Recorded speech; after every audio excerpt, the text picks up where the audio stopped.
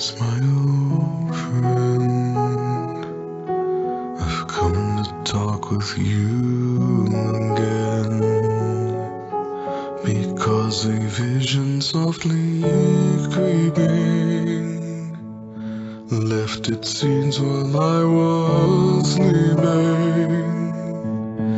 and the vision that was planted in my brain still remains within the sound of sound. What's up, Scrubs? It's episode 3 of Madden 17 podcast. We've got Billy as our guest and D Waters co-hosting this episode. So we're going to jump in and ask Billy a couple questions. D Waters, you want to kick it off? Yeah, but so Florida's a big college state. What made you choose it is. UCF over any of the other colleges in Florida? Well, first I'd like to say I'm stupid and I only applied to 2 colleges, which were UF and then UCF was like my backup. For me, high school was pretty easy, so I ended up getting like a 4.5 GPA. And UCF has this thing where if you're in top 10% of your graduating class, you're automatically accepted.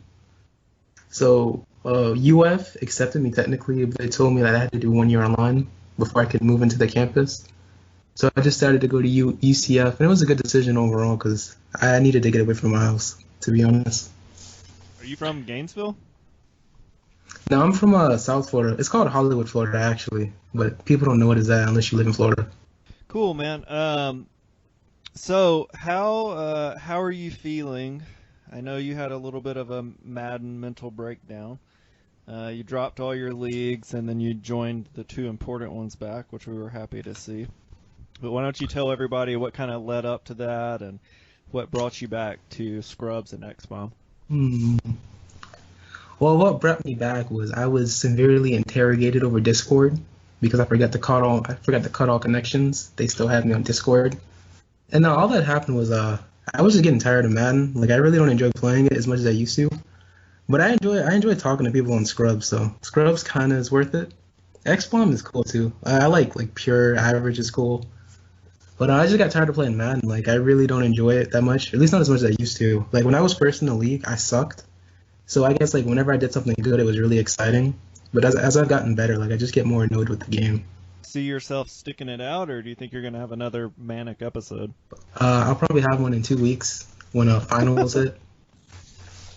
Oh, God. I still have nightmares about finals. But, I mean, I understand what you're saying. When it happened to me in both FIFA and Madden, when I made that jump to being like an actual player who cared about their wins and losses. Because, I mean, when you're like squishy and you suck and you lose every game, it really doesn't matter. But then once you start making runs, like all of a sudden you're undefeated 4 or 5 games, you go on a 5-6 game win streak, those losses really take a toll on you.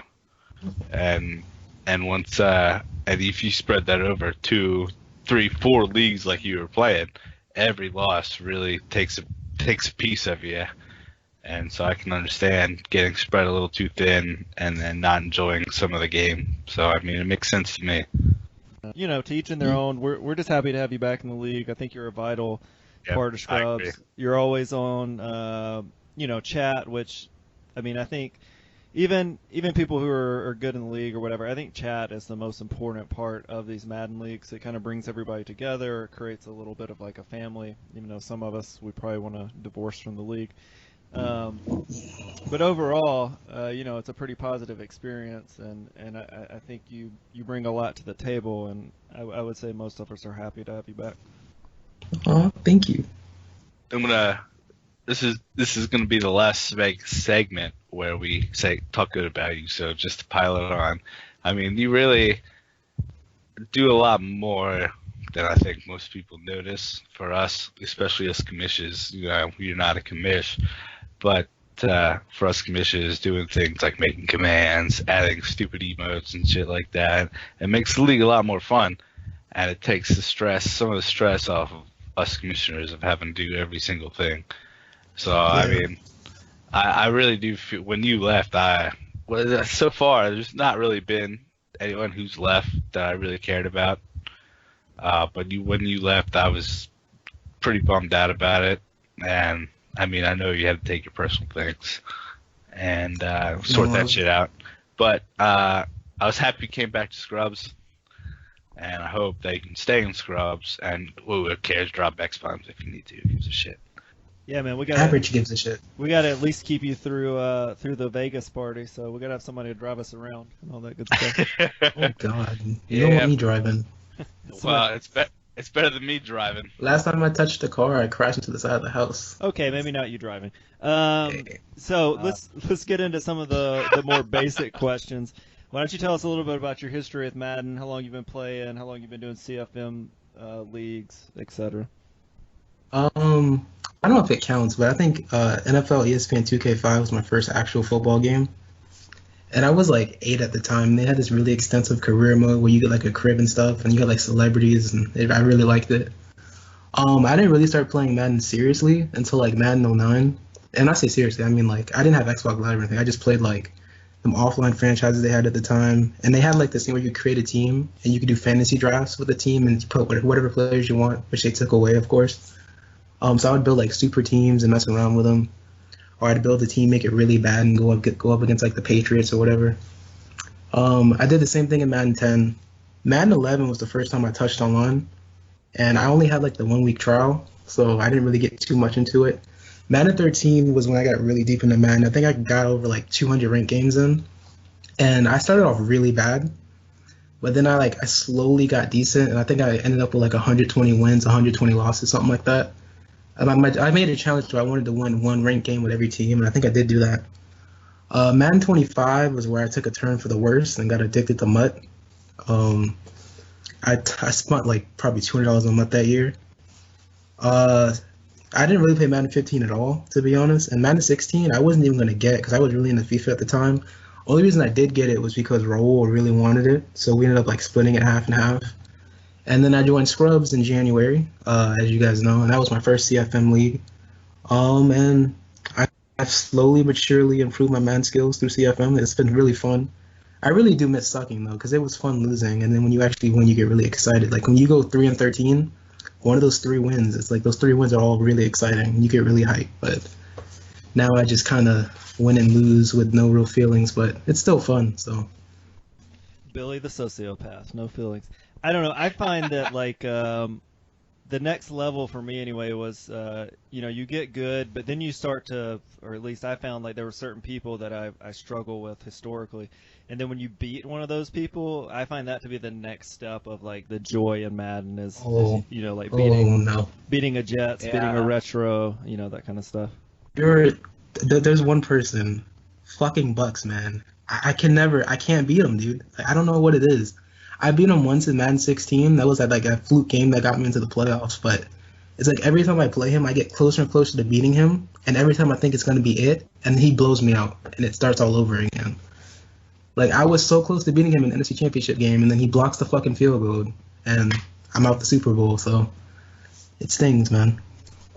I mean, it's kind of a fitting podcast to talk about that, because I believe I'm 0-2 against ATL. And 0-2 against Billy across both Maddens. And as someone who's not really used to losing, it fucking sucks. And I hate losing to the same people multiple times. It just eats me up inside. I can't really take it. I hate both of you guys for that. I think I'm 6-0 against Jungle Cat, so I mean it could be worse. I've lost to Jungle Cat twice. Okay, I lost to Jungle Cat once. I don't know about you guys. I'm just ready for Jungle Cat's Christmas special. I've got that circled on my calendar. Oh, I have some words for Jungle Cat later on. And I don't know if he announced his co-host yet, so I won't ruin it. But let's just say it's going to be a good episode. Well, it's not me. So. It's not me either. Although I do have kind of a segue into the next segment for this, talking about who wins and who loses. So as we know, I really can't, for some reason, beat Billy in Madden. Do we play in 16, Billy? I can't remember. Well, we technically played. I played you as Raul's team at the time. Right. You beat me off an aggressive catch into field goal range. Yep. Good old days. But besides that, my next question for you is what goes through your mind when you set up your defense, and where did you learn to set defenses up like that? I've always been like dumb with like what I do a lot of times. I come out in 2-man under, and I'll try to keen in on what you're doing. So if you run a lot of out routes, I'll try to move my cornerback inside and then put the safety in a purple to bait you to throw it, because then the safety will bite down to pick it off. And a lot of people, they'll read man coverage right away, and they'll just instantly throw the out route and not pay attention to the safety, because they usually expect the safety to go deep. And sometimes, like, if I'm feeling really stupid, I'll throw my safety in the flat, but that's only against somebody like Panthers, who loves to throw little flat routes down to his running back, but not too often. Latavius Murray leading his receptions on the league, just saying. Yeah. Sometimes I'll even like be as bold as to put my safety in a yellow and just user him, but I usually don't do that. Because surprisingly, people don't really hit me with streaks that often. Like, if people hit me with streaks more often, I probably would never do that. But I've been burned like maybe once off doing this. Yeah, I get burned the most running in gauge 8, to be honest. Yeah, and I know the last time we played, I think it was in the playoffs, I hit you with a streak down a slot, because I know I finally started to pick up on some of your hot routes on your defense, or whatever you want to call them. But I think the thing that fucks me up the most about your defense is when you have hook zones on your linebackers. Well, you'll switch your linebackers. So they're both playing hook zones, but one will run to his left and the other to his right to get into his hook zone.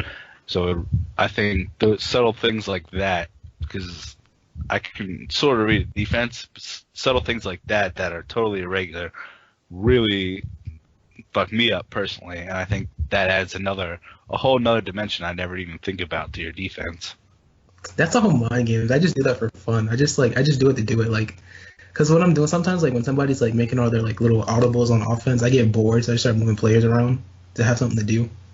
From playing, I really changed the way that I called defense in Madden 17 versus 16, and it came from playing Wiki, Billy, and watching Jets. I completely, and part of what Billy has said with how he manipulates the safeties, that's become a big part of how I've kind of stopped the passing game, because it gives me the ability to disguise the man blitz. Because every play, it basically looks like it's going to be a man blitz, when only maybe 25% of the plays are man blitzes. So, it creates a pattern of where the guy on offense thinks he knows exactly what you're doing, and next thing you know, he's going to try to hit the slant or something out to the running back, and you're right there to, either user it, or you're going to get a sack because his pass, his first and second options aren't there.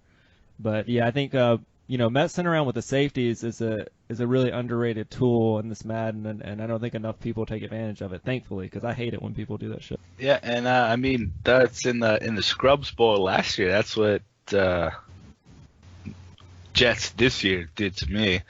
Like, I couldn't read his defense at all, and now that's what Billy does to me too. He flips his linebackers in the hook zones, have them run across formations. And he puts his safeties or corners in purples when they should be in deeps, because that's what makes sense. It's just tough. I'm pretty confident myself to read a defense, but when you throw in like those, it's always sunny Charlie fucking wild cards in there, just anything can happen. But the answer to all of that is just establishing the run. I mean, that's how you negate all that shit, and it's hard to do. But like, once you do it, you start to see people, myself included, who have like a way that they like to play defense, and you have to slowly change your system. And then next thing you know, people are hitting you with a play action and everything else. Oh yeah, I'm definitely a run first type of guy, but you can try to run against Billy. Let me know how that goes, because it didn't work for me. I don't do anything special. My D-line just sometimes plays like it's God, so I don't know. Well, next time we play, tell him to stop that, because every time you shut down my run. Oh, I have the Redskins now. It's a different team. Well, hopefully I can get you with the Redskins and I can break this streak. Do you actually play the Seahawks later on in the season? That would be fun. I already played the Seahawks. Yeah, they're garbage now. Yeah, Well, Hey, Carnus is a good user. they're garbage because Billy hurt Paxton Lynch and left the team. Just saying. Oh my god. I hope Bo Fuller continues to cheese the league. All right, guys. Well, I think that wraps up the getting to know Billy segment. Next, we're going to move on to a segment that D Waters has done for us. So I'm going to let him kick off that segment and tell us a little bit about it. So I know we've noticed around the league there's a few certain players who get traded constantly. Off the top of my head, we have players that have been on my team and I dumped early, Tyrod Taylor and Bobby Wagner. And there's also another player special to Billy's heart, Landry, who has been traded a couple times. He's now on his team, and he's not quite happy about that. So, Billy and ATL, why do you guys think those players just get passed around like hot potatoes? Well, I'll start with Wagner just because I traded him. I mean, I look at players as more, like all the players, as collateral for future trades. I don't know, especially on defense, I feel like I don't really have any essential player. A lot of it comes down to scheme and speed. But obviously I need a pass rusher or two to make my defense work. And with Wagner, I like him, but I think it's his age that what makes people willing to trade him a little easier. And, of course, his attributes are good enough that it'll bring interest. But for me, I wanted to shore up my defensive line, and I was able to move him to get like a 94 overall defensive tackle, who I'll have, till probably all the way through Madden. So I don't know. That's why I moved him. The reason Squish moved him, I just think Squish is bad at Madden. God, who fucking knows with Squish? He should have kept him. Like, he was so excited to get him, and then I log in, and it's like, oh, I'm trading him to your division rival. And he was like, ha, ha, ha, ha. And I'm like, are you just doing this out of spite? Like, are you even going to get anything to return? Like, I don't... Titans just played you like a fiddle. He knew the whole way around. No, but that would be pretty fucking funny. So what do you think, Billy? Oh, I think the reason why Wagner's getting traded a lot is because he's not as young as he used to be. Like, it's crazy. I think he's already like 27. But I think the real reason why is people are realizing that you can get away with a lower overall middle linebacker. Like, if you have a good user, you don't need Wagner stats. And his zone coverage isn't like super good, so he's not that great of like a non-user. So I think people is realizing that Wagner's kind of expendable. And I think Landry just sucks in Madden, to be honest. Landry doesn't have anything that sticks out for Madden. Yeah, and he fucking fumbled twice for me against the game against Broncos yesterday. That kind of made me mad. But Landry just sucks in Madden, so I think a lot of people are seeing the high overall and just trying to cash in on him before he gets too old. Yeah, I feel like that's certainly what I do with Landry. I mean, we've talked about this in chat before. He just doesn't have those Madden stats. I mean, he's a great young player in real life, but at normal dev, he's not really a burner, and route running only matters really to a certain extent, and he doesn't have like a big frame to go up and cheese aggressive catching like Canada likes to do. So definitely for Landry there. For Wagner, I just feel like middle linebackers aren't that important this year. I originally drafted Wagner in the first round and then traded him to Jungle Cat for a first, a third, and McKinney, who produces just as much as him. So I feel like you need some stats, but not a high-rated player at middle linebacker. And then, as Billy said, if you use him, you don't need any stats. But what do you guys think specifically about Tyrod Taylor? I mean, he has decent stats. He was a decent age when I decided he sucked and pawned him off. And now he's just getting passed around and everyone hates him. What do you guys think about that? I think the problem with quarterbacks in Madden is just they don't get a ton of XP in this Madden. And, Tyrod has decent attributes, but I think for him to be what people want him to be, he's going to have 90 plus on all his throwing attributes. Because if you watch him during games, he just overthrows a ton of passes that lead to picks. Brock is another guy in this iteration of Madden that tends to do that. Yeah. I don't really know why exactly, because like their passing stats in Madden 16 would have been good enough, and you could have easily built them up because quarterbacks got a ton of XP in Madden, and it wasn't that hard to dev them. And plus, I think a lot of people just don't like deving quarterbacks in this Madden. I think they would rather dev, their wide receiver, tight end, or their offensive line and running back because of the way dev works. I don't know. That's my guess. I mean, I would think people would take advantage of the speed, but quarterbacks fumble so much this Madden, it's probably not even worth the risk to run him out of the pocket too much. I mean, yeah, pretty much what like ATL said. Like, I think in this game, a lot of people see like 26 being that magic number where you just kind of give up on a player on like, as far as development goes.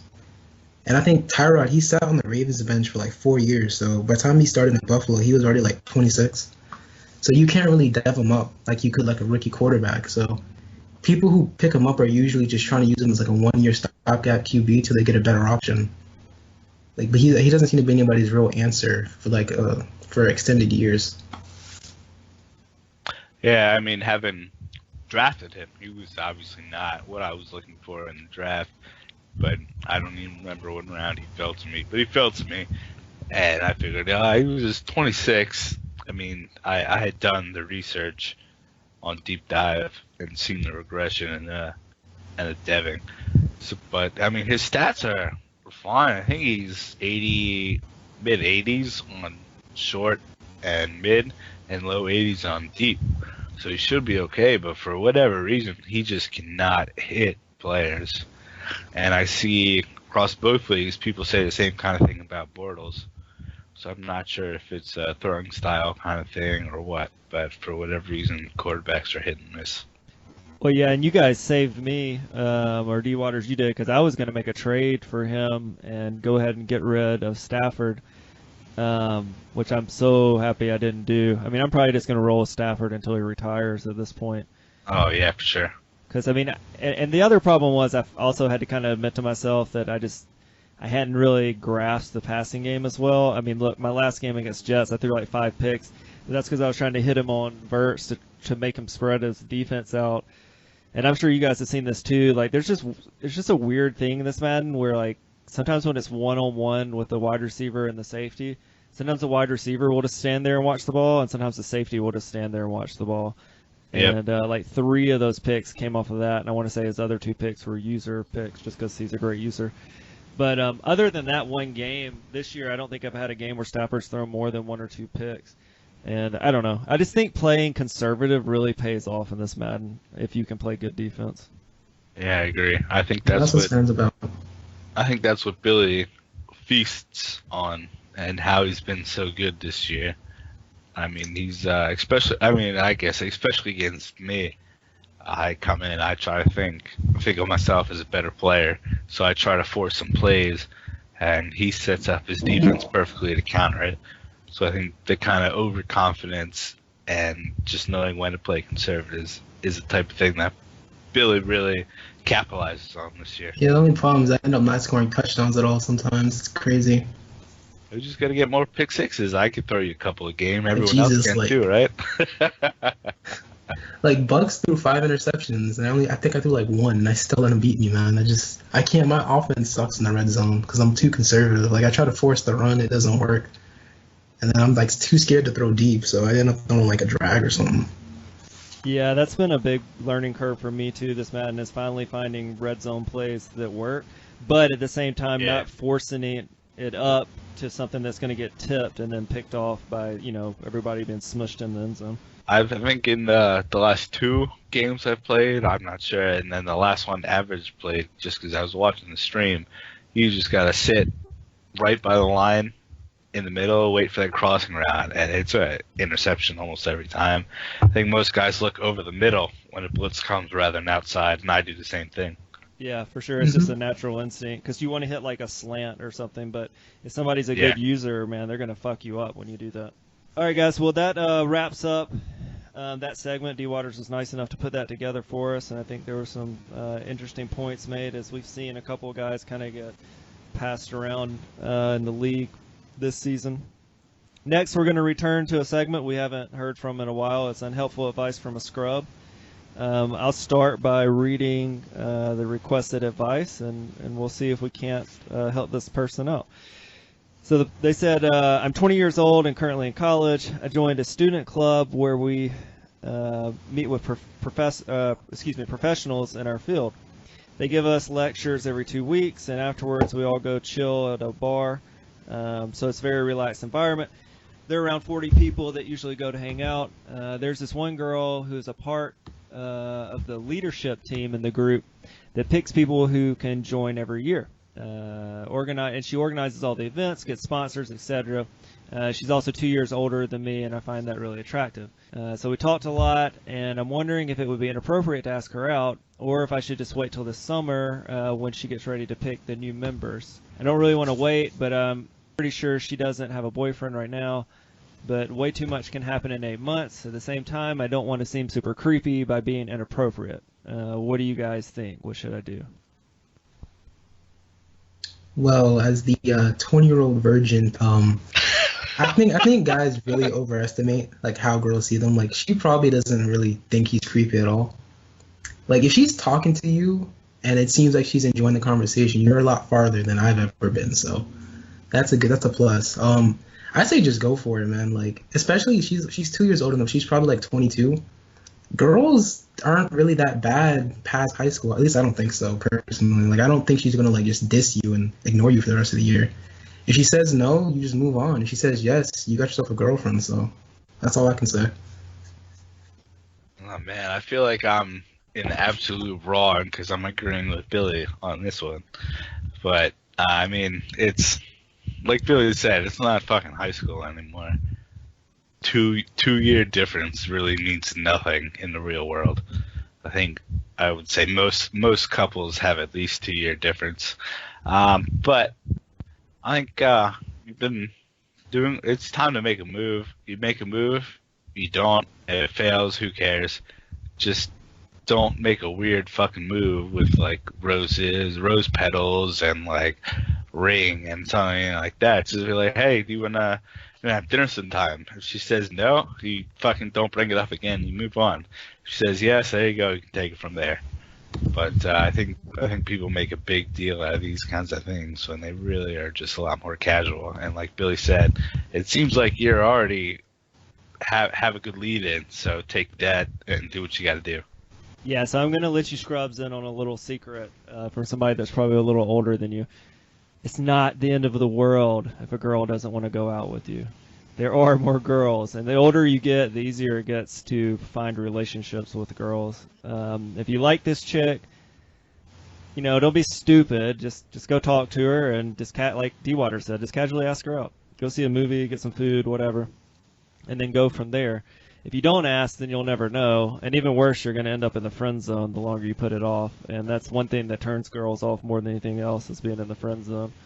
So, grab your sack and make a move. And if it works out, it works out. If not, move on to the next one. There's a clown out there for everybody.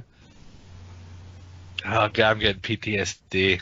Please don't send that. Please don't send the drafts for the off season. I mean, personally, I think you should just go to animated girls. They're a lot better anyway, but that's all right, we can advice. skip this part. Oh, no. The dweeb has spoken. Okay, and I want to circle back to something Billy said. So, Billy, you're a 20-year-old virgin? Yeah, by definition, yes. I know, man. It's nothing to be ashamed of. Just That reminds me of another podcast, actually. I guess we can leave that for another day. Let's do that. Well, on that high note, I guess we'll move on to our next segment. This is the most looked forward to segment in the podcast. It's the Pick 6 Power Rankings. I think we're going to see some similarity to mine from last week, not the two from those other two guests that just talked crazy and nonsense. But hadn't been a lot of movement in the top. Still, everybody's undefeated. I think the true test of this is going to come around that 4, 5, and 6 spot. So with that, we'll let our guest Billy kick it off and tell us who he's got ranked in his top 6 and why. I mean, there's 4 teams that are 4-0. Then there's 2 teams with 1 loss, so it's kind of easy.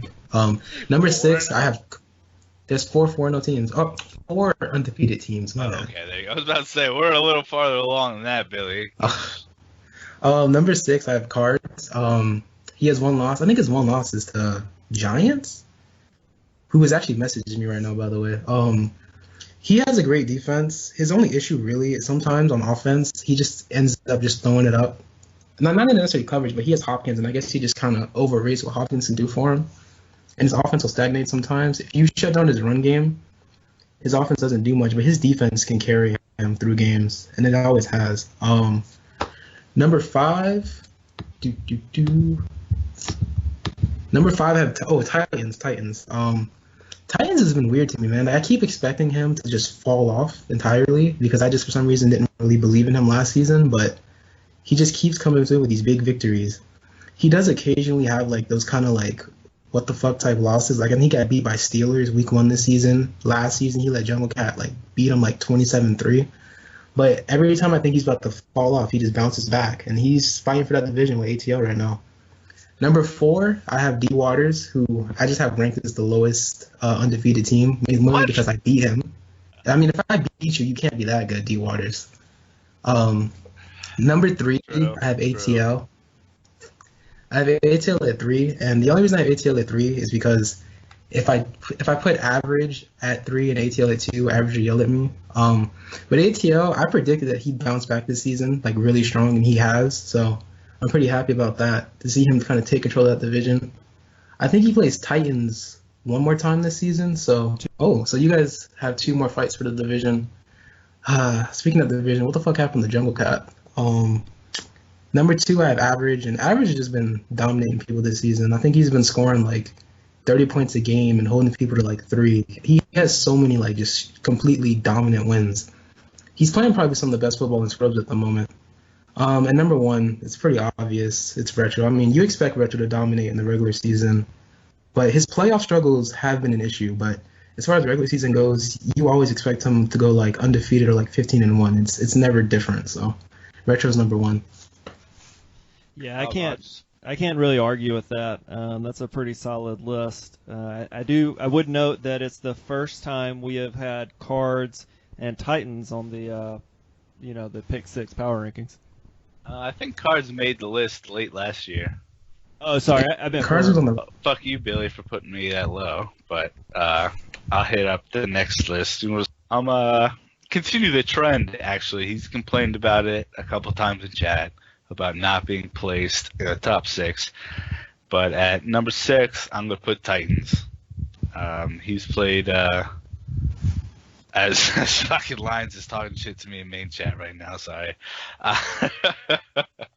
But I'm going to put Tits at number 6. I mean, he has easily the best linebacking core in the league. I think he has Kuechly, Wagner, and then I forget his other 2 off the top of my head, but they're both, I think, over 85 overall, and he plays some solid offense. He doesn't turn the ball over. He runs the ball well, and it's really hard to beat him. At number 5, I'm going to have the Jaguars. I think, obviously, ATL is playing some really good football this year, and it starts with him trying to emulate his M16 defense, and it's working. So I got him at number 5. And number 4, I'm going to put Average. He's also another one. We're going to have a theme all the way up to the top.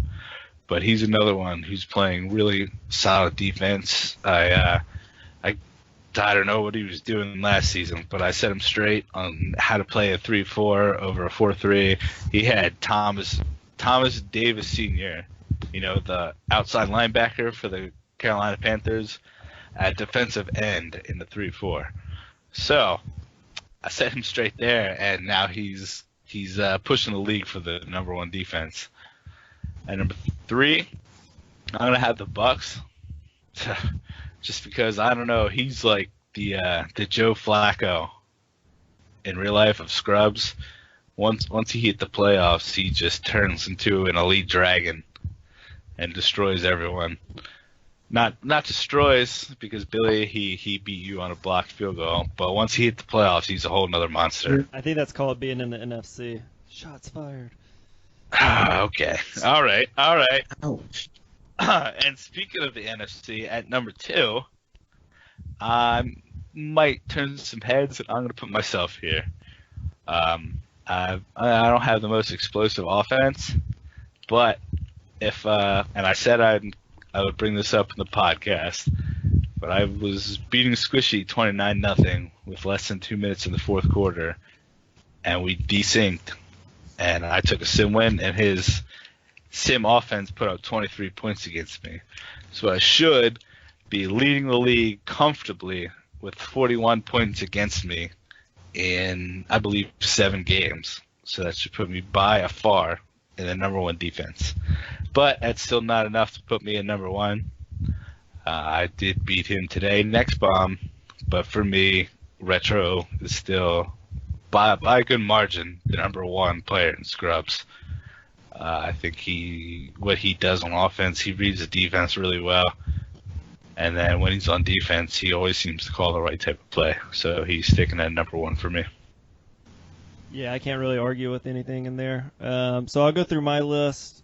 So turn the volume up, little scrubbers. I'm about to drop some knowledge on you. So at number 6, I've got the Cards at 6-1. Cards actually leads the league in points per game. He's got a really, really good offense this year. Billy already kind of went over his offensive and defensive philosophy with the Cards. I know I always struggle against the Cards. I think he's one of the few people that I actually have a losing record against in the league. Him and Wiki, maybe one other person. He has 7 sacks and 15 picks on the year, so he has a good defense, not great. It's in the upper middle of the defenses in the league, but it would surprise me at all to see him make some noise in the playoffs. At number 5, I've got Titans. He's 6-1. Titans' notable win is over the Ravens. The rest of his schedule's been pretty soft so far, but he has been taking care of business. He has one loss, but I think that was more just a fluke than anything else. He's got a solid offense. They're scoring 26.4 points a game, but where he really shines is his defense. D. Waters already touched on it. His linebacking core is next level. It's I find it impossible to run against him, to be honest. And then he puts me in a situation where you have to pass, and that's a flip of a coin if that'll be successful in this Madden. Then at 4, I've got Average. I know he's probably going to think he should be ranked higher, but the reason I have Average at 4 is because the only notable win I could find was Bucks. Now, like D. Waters said, Bucks is a beast once he gets in the playoffs. But I try to judge these power rankings on a week-by-week basis through the current season, and not as much as a projection of how I think people will finish. So right now, the Bucks has actually lost a couple games this season. So with that being Average's most notable win, I did dock him a little there. Average has the second worst offense in the league, which is a complete flip of last year when he was able to run the ball so well. He only has 12 total touchdowns, which we'll see. His defense is the second overall defense in the league, total defense, number 1 as far as points allowed. He has 13 sacks and 18 picks, so he's really, really taking care of business on the defensive side of the ball, and that's he's kicking ass, taking names right now. This may be a stretch, but I put myself as number 3. I think I had myself at number 4 last week, and with the win over Jets, I decided to bump myself up a spot to number 3. I have my notable wins as Jets, and then beating Billy when he was still the Hawks, not the garbage carnage that is the Hawks now, who keeps losing to people that I need him to win. I've got the 13th scoring offense, so my offense is pretty good, not great. But on defense, I've got the 4th least amount of points allowed.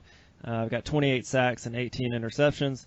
I feel like if I can not turn the ball over myself, I should continue to have success. However, I completely expect to split with Titans and probably lose to the Cards. The rest of the games, I think I should have a good shot of winning out. At number 2, I actually agree with you, D. Waters. I have you there at number 2. I've watched a lot of your streams, and I think you've been really impressive this season. You've got 2 nice wins, one big one over Ravens and another one over Zan, the Falcons, who, as we saw in the playoffs last year and kind of leading up through the season, that he's potential of doing some really good things with his ability to get user picks with Shazier. Packers offense is okay. It's not great. He's got 12 passing TDs and 7 rushing TDs, so certainly not bad, but not one of the upper echelon offenses. However, I have him as a number 1 overall defense. He already touched on that about his sim win and how that kind of skewed the statistics. I fully believe that he's playing the best defense of anybody in the league right now. However, he is in the NFC, so you can place him, deviate if you want there. But I think that the wins he's had have been just as impressive as any wins anybody's had so far this year. Number one, just like everybody else, I have Retro. I've got his key wins as Falcons and Bucks. He was able to beat the Bucks 34-18, which is pretty impressive. He has 19 passing touchdowns, which is really impressive in this Madden to be able to put up that many passing touchdowns. His weakest link, though, is his defense. They're not really causing a lot of havoc.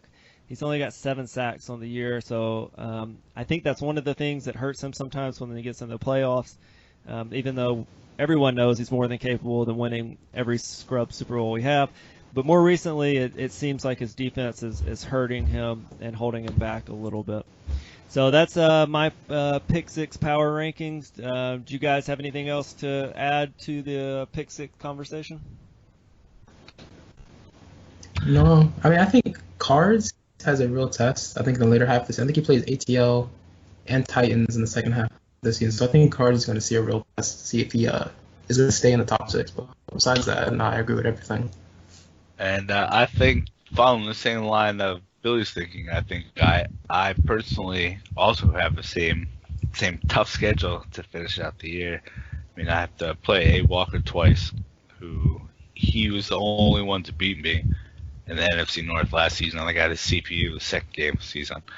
So I play him next week, and I'm not really sure how that's going to turn out. And then I play the last 2 games of the season, I believe. I play Bucks and Browns. And I think Bucks could give you some trouble. I think that time of year, the last couple games, is when he really starts to lock in and hit his stride. So I think if I can beat him that game, I think I might, not to toot my horn, toot my own horn, I might be the favorite to win the Super Bowl out of the NFC if I can beat Bucks that game. And then Browns, I just don't know about that kid. I mean, he's hot and cold and chat. He's nice to you one day, he bitches you out the other. I think without being an aggressive catch, he's not anything to be worried about. But, I mean, he has a decent record so far, so we'll see. Yeah, he's certainly a good player. I think his, since he plays real football, I think that gives him a little bit of an edge on most people as far as reading offenses and defenses. Barely plays real football. But I mean, I do think that he has a tendency to turn the ball over a little too much when you get pressure on his quarterback. So that's kind of the secret to beating him. All right, guys. Well, that's the Pick 6 power rankings. I think everybody did a great job. We saw a lot of similarities in the Pick 6 power rankings, but some deviation between the top 3 and 4, so that's kind of fun. Next, we've got the Powerless rankings. Dun, dun, dun. The rankings that nobody wants to end up in, but unfortunately, those of you who are listening now, this will probably be the only time you're mentioned on the podcast, so get excited. I don't really know. I'll actually kick this one off, and then I'll defer to you guys. So at number 5, I've got Jungle Cat. Jungle Cat's currently 1-6. However, I think he's better than that record. He's had some close games. I honestly don't know what the hell is going on with him this season. This trend started the second half of last season, and he hasn't been able to recover. He's got a pretty good roster. I don't know. We'll see. He got Vernon from me, so we'll see if that makes a difference moving forward. Next, I've got the Redskins. He's 2-5. Just not, we'll see. I think that's going to turn around. That's based more off of the old user, not as much the new user. That's, Billy hadn't had an opportunity to play a lot of games with them. So I fully expect that to turn around. And then at 3, I've got the Bengals. I've got Squish. He's 1-6. It's Squish. What the fuck am I supposed to say? Dude has controllers one day, doesn't have controllers the next day. I don't know, begging people to kneel the ball in the second quarter. So, second, I've got Lions at 1-5. That's another puzzling one for me. Great user, really good defensive play caller. I'm not sure why he's struggling so much this Madden iteration, but he does continue to struggle. And the worst team in the league, in my opinion, is, and probably y'all's too, is Panthers. 0-8, it's god awful. I'm really not sure why he stays in CFM leagues, but whatever. He's here. He's 0-8. So that's my list. D Waters, who you got? I will say that the Powerless rankings was a lot harder than the Power. Oh rankings. yeah, for sure. I had to break it down to find out who played whose CPU and who has how many offensive yards or defensive yards, turnovers. I agree. It's a lot harder. I mean, think about this. We have 15 teams in our league with 3 or less wins. 15. This is a rough season. I mean, at the same time, we have so many people undefeated this far. We didn't have this many last year for sure. So I think the parity we thought was going to happen is not happening. But to get into the rankings, I'm going to start at the worst. It was honestly a tough pick for me at the worst. I'm going to put, fortunately, Panthers at the worst, number 32 there. I mean, he just, if you can take away throwing to Latavius Murray, I don't think he has any offense at all, and I don't think he's going to win many games. Number 31, I have Squish. There was a little bit of drama in X-Bomb about who was playing for Squish. I'm going to leave it at that. To keep moving on, at number 30, I'm going to put Colts, actually. I believe I played Colts last year, and I think this is just where he belongs. At number 29, I'm going to say this knowing I'm going to get bitched at, but I'm going to put Wiki, the Lions, at 29, because he's just been playing some terrible football in both X-Bombs and Scrubs. I don't know. I know he's been dealing with some stuff in real life, but I feel like maybe if I put him at this low, he can turn around and step up in the year. And then at number 28, to round out the bottom 5, I'm going to put the Niners.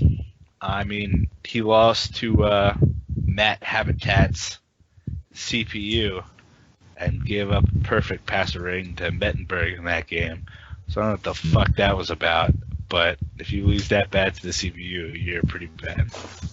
Jocks, I think, talked kind of highly about him. So I don't know, but he's pretty fucking garbage so far. So throw it over to you, Billy. Well, I'm going to start off with the worst as well, and I think the worst in the league is clearly, without a doubt, Jungle Cat right now. Have you guys seen his offensive stats? Jungle Cat is averaging 6.88 points per game. He's averaging under a touchdown a game right now. The second worst is Squishy with 14.2. So Jungle Cat has the worst offense in the league by like half of the second to worst. And he scored 48 points the entire season. The 0-8 Panthers, who I have at number 2, scored 49 in one game. So he was outscored by an 0-8 team. Panthers outscored him in one game, then he scored the whole season. It's just Jungle Cat's playing terrible offense right now. Number 2, I have Panthers, who it's kind of what D Waters said. It's his defense is mostly just man coverage, and he pretty much, if you take away Latavius Murray, or you can just let Latavius Murray thrive underneath, you can pretty much handle him pretty easily. Number 3, I have Niners, and Niners' defense has been terrible. He's played 5 games so far in the league, and he's allowed 40 points in 4 out of those 5 games. You can't win games like that. At number 4, I have Squishy, and it's just Squishy being Squishy. There's nothing else you can really do there. Sometimes he looks decent, but I think what happens with Squishy is that when he gets frustrated with Madden, he starts playing terrible. Like if he's not complaining and he's not salty, he plays decent. But once he gets mad at the game, he just starts making terrible mistakes. And number 5, I have Roar. I don't even know how to feel about Roar. I haven't really seen him play, but his biggest issue seems to be interceptions. He's leading the league in interceptions. I think he's thrown 26 interceptions in 6 games. So that's like over 4 interceptions a game. You can't win like that. That's it for my Powerless rankings. Yeah, I mean, unfortunately, there's just too many people to choose from. You could go a lot of different directions in this powerless ranking. I just hope that the league gets back to like it was last year, even though it was a lot more stressful. But I mean, where there's more parity. I thought that was so exciting in the playoffs last year when we had all these new faces and upsets, and I don't know. Some guys that I think are going to make some jumps and kind of get there. I think Patty has potential to play better. I don't know. I mean, there's a couple other guys too, but I mean, he almost beat Retro, so I think that's a really good sign. It's just I don't know. It's a true really really good at the top and really really bad at the bottom season. And I mean, I agree with you there. I just don't know what happened the first season. There was a lot of, like as you said, a lot of parity. A lot of guys were playing a lot of good football. Raiders was breaking guys, some guys top sixes. Broncos was making the playoffs. And then this year, it's just like they're falling apart. I don't know if. Yeah, I think Raiders is 1-5 right now. Yeah. Or 1-6. Yeah. 1-6. And Broncos is 2-5. Exactly. Yep. Yeah, those two puzzle me more than any of them, to be honest. I mean, Broncos' defense can be so imposing that you just can't do anything. I mean, it'll break your will. And then this season, I don't know, he's lost some close games. He can't really catch a break, but it's just awful. And then Hawks, you know, I don't know. He's always a solid user. Like he's never been like a really great user. And then I was really hoping that last season was his breakthrough year, and that was going to continue for him. But I don't know. It looks like maybe it was more of a fluke than anything else. And then you have guys like Jocks and Bears and even Wiki talked about the NFC North who are just not playing good football this year.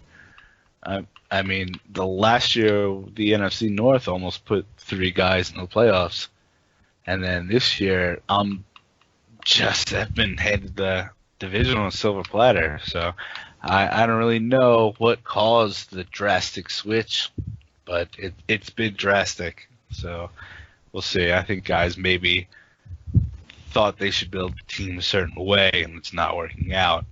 Yeah, and I also think that more people are learning how to play offense, and that's kind of changing the pace of the game. And the people that you see ranked at the bottom are the ones that haven't just still either they lost whatever they had or they just haven't quite figured out offense yet. Yeah, Swan's another guy that I always expect to do a little better than what he does, because he's so disciplined in his offensive and defensive philosophy that it really pays off for him sometimes. But I don't know. Sometimes he has a tendency to turn the ball over too, which I think kind of hurts him in the end. I think he's fucked by injuries. I think he's just kind of tanking, kind of not at the moment. Yeah, I mean, at the same time, I played him in the last game of the season in X-Bomb. You know, I was new to X-Bomb. I just got my team. And I'm going to have a little call out here, the segment we didn't do. But I think in the first half, he rushed twice in the whole first half of the game we played. So I think Swan is a little do or die by the passing game. If he can't get the passing game going, he's not going to be anything on offense. So I think we'll see how that plays out to move it along in the season. Yeah, I mean, that's a recipe for disaster in this Madden. I think that's another thing that hurt Retro last season is he had a hard time running the ball. And that I think that caught up to him in the playoffs. Yeah, it's because he was really known for running in Madden 16, but I don't think he's gotten a running game going into any leagues. I don't think he has one at X-Bomb either at the moment. Well, and part of that is that there's not as many go-to plays for running the ball this year. I mean, you really have to look at the defensive, how the people are lined up. Sometimes it just doesn't matter. People are just good at defense. But if you can get the hat number right and then you can run to the correct side and you don't hit I find the biggest difference is when you don't hit the turbo at all until you break the line of scrimmage. That way you can kind of maneuver through the O-line. I will say that we also have some people in here that are just letting the CPU run for them and don't think we don't notice. So, not just saying. Calling out any names there. So I didn't even know that was a strategy, to be honest. Oh yeah. Weak people will lean on it, and some of them are so proud they'll admit to it. But anyway, guys, well, any final words or thoughts before we finish off this episode? No CP90. I will not trade you Laquan Treadwell. No, you should agree to trade to him, have it posted, get all the approvals, and then tell him to go fuck himself. That's mean. I agree it's mean. You shouldn't do that to anyone, so maybe he'll fucking learn his lesson. Also, Matt, leave me alone. You can't have Landry. Fuck Landry, trade his ass. Alright, guys. With that being said, man, it was great to have Billy on, to get to know him. He's been a longtime member of Scrubs, now a two-time member of Scrubs. Everybody's happy to have him back, and I think he adds a lot of value to the league. As always, it's good to have D. Waters on the podcast. Glad he could take some time out of his night to record. And till next time, guys, it's ATL Beast and just another day being a Scrub.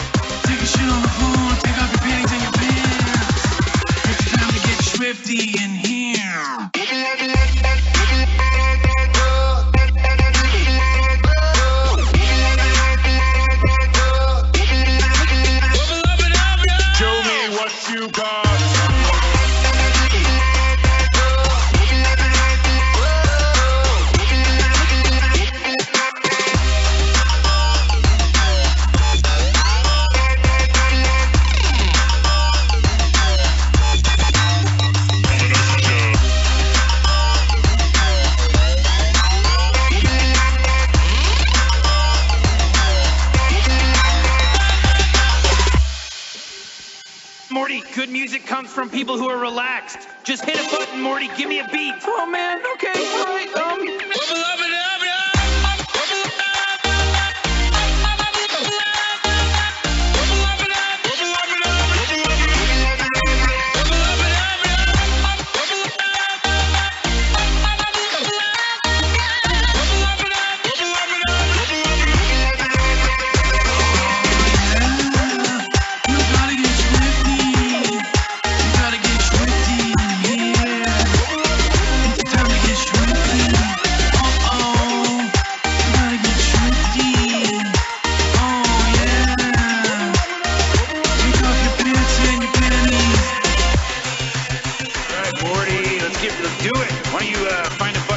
keyboards and lay down some kind of beat. I think we need to cut our losses when we get our family and Portal out of here. Morty, good music comes from people who are relaxed. Just hit a button, Morty. Give me a beat. Show me what you got. When the mother beat drops.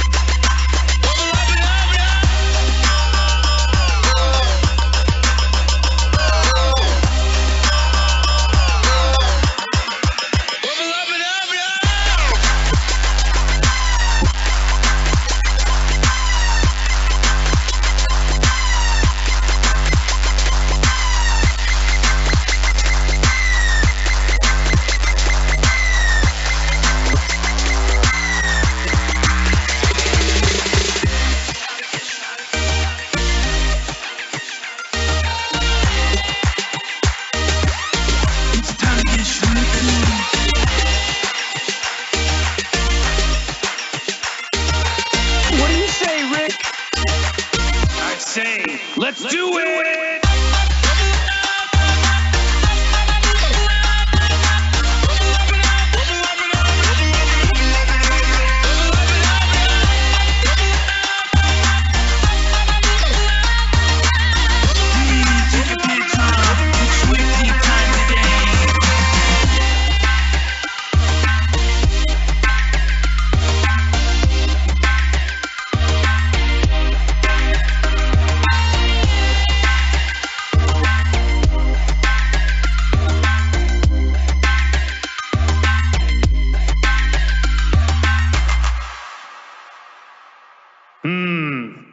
disqualified.